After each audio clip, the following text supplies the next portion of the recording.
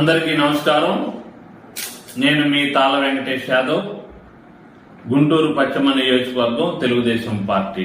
ఈరోజు ఈ ప్రభుత్వం ఏదైతే గత 4.5 సంవత్సరాలుగా మద్యపాన పాలసీ మీద అనేక సార్లు పాలసీలో మార్పులు తీసుకొచ్చి ఏ విధంగా ఈ యొక్క డబ్బుని దోసుకోవాలి, ముఖ్యమంత్రి స్వంత ఖజానాకి ఏ విధంగా తరలించాలనే ఒక ఉద్దేశంతో ఈ మద్యపానం మీద అనేక సార్లు పాలసీ మ్యాటర్స్ తీసుకురావడం జరిగింది. మరి గత 4.5 సంవత్సరాలుగా ఈ యొక్క రాష్ట్రంలో సుమారుగా ప్రభుత్వం ఇచ్చినటువంటి లెక్కల మేరకు 1,00,000 కోట్ల రూపాయల అమ్మకం జరిగింది. ఇది కేవలం ప్రభుత్వం చూపిస్తున్నటువంటి లెక్కలు మాత్రమే. ఏదైతే డిజిటల్ గా జరిగినటువంటి పేమెంట్లు ఉన్నాయో అవి మాత్రమే చూపిస్తున్నారు.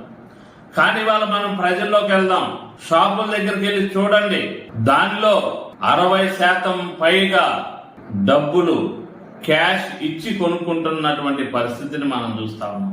అంటే సుమారుగా 1,00,000 కోట్ల రూపాయలు ఆదాయం వస్తే మరి క్యాష్ ద్వారాగా వస్తున్నటువంటి మిగిలిన 80-90 వేల కోట్ల రూపాయలు ఎవరి జేబుల్లోకి వెళ్ళాయని చెప్పేసి మేము ప్రశ్నిస్తా ఉన్నాం. దీనికి సమాధానం చెప్పడానికి ఈ ప్రభుత్వం సిద్ధంగా ఉందా? మరి సిద్ధమైతే చర్చలకు సిద్ధం అని చెప్పేసి తెలుగుదేశం పార్టీ తరఫున డిమాండ్ చేస్తా ఉన్నాం. అంతేకాదు, కొత్త రాష్ట్రం ఏర్పడినప్పుడు ఈ ఆంధ్రప్రదేశ్ కి ఒక మంచి భవిష్యత్తు తీసుకురావాలని చెప్పేసి ఈ ఆంధ్రప్రదేశ్ ని స్వర్ణాంధ్రప్రదేశ్ గా తీర్చిదిద్దాలని చెప్పేసి చంద్రబాబు నాయుడు గారు కలలు కట్టే ప్రస్తుత ముఖ్యమంత్రి వర్యులు జగన్మోహన్ రెడ్డి గారు మాత్రం ఆంధ్ర గోల్డ్ అని చెప్పేసి నాసిరకం మద్యం సప్లై చేస్తూ ప్రాణాలు తీస్తున్నటువంటి పరిస్థితిని మనం చూస్తాం. అంతేకాదు, ధరలు పెరిగిన నాటికి నాణ్యత మాత్రం పెంచలేదు. ఎన్నో ఫిర్యాదులు వచ్చినప్పటికీ కూడా ప్రభుత్వం తరఫున ఎవరు కూడా వాటిని పట్టించుకున్న వారు లేరు.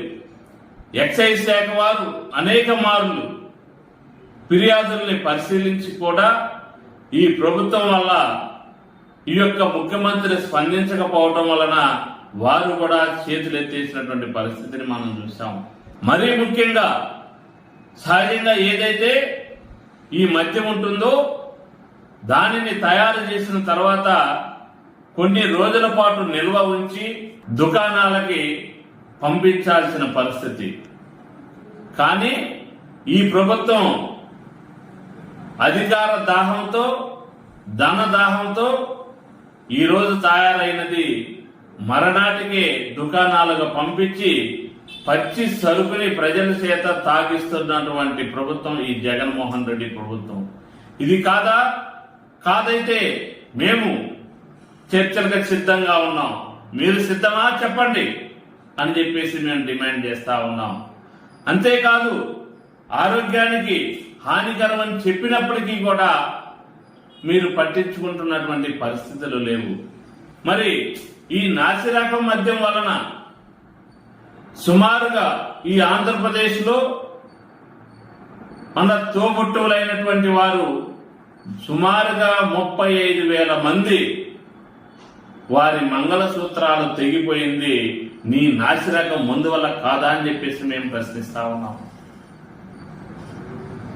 ఉదాహరణకి మీరు చూడండి, ఏదైతే డాన్స్ మాస్టర్ రాకేష్ గారు ఉన్నారో, హైదరాబాద్ నుండి వైజాగ్ షూటింగ్ వచ్చి వైజాగ్ లో ఈ ప్రభుత్వం తరఫున అమ్ముతున్నటువంటి నాసిరకం బ్రాండ్ ఏదైతే బూమ్ బూమ్ ఉందో అది తాగి చనిపోయింది, నిజం కాదా అని చెప్పేసి మేము అడుగుతా ఉన్నాం. మరి దీనికి మీరు సమాధానం చెప్పడానికి సిద్ధంగా ఉన్నారా అని చెప్పేసి డిమాండ్ చేస్తా ఉన్నాం. మద్యం అమ్మకాలన్నీ కూడా క్యాష్ లోనే ఎందుకు జరుగుతున్నాయి? మరి డిజిటల్ పేమెంట్స్ లో పూర్తి స్థాయిలో ఎందుకు అనుమతించడం లేదు? కేవలం మద్యంలో వచ్చే, వ్యాపారంలో వచ్చే డబ్బుని సుమారుగా 60% మీరు దోసుకోవడానికి కాదా అని చెప్పేసి మేము అడుగుతా ఉన్నాం. అదేవిధంగా మరి నువ్వు పెట్టినటువంటి ఈ గ్రామ వాలంటీర్లు కావచ్చు, నీ ఎమ్మెల్యే అనుచరులు కావచ్చు, అనేక మార్లు వీరు పక్క రాష్ట్రాల నుండి మందు తెచ్చుకొచ్చి ఇక్కడ అమ్మితే పట్టుబడి మరి న్యూస్ పేపర్స్ లో వచ్చింది నిజం కాదా అని చెప్పేసి అడుగుతా ఉన్నాం.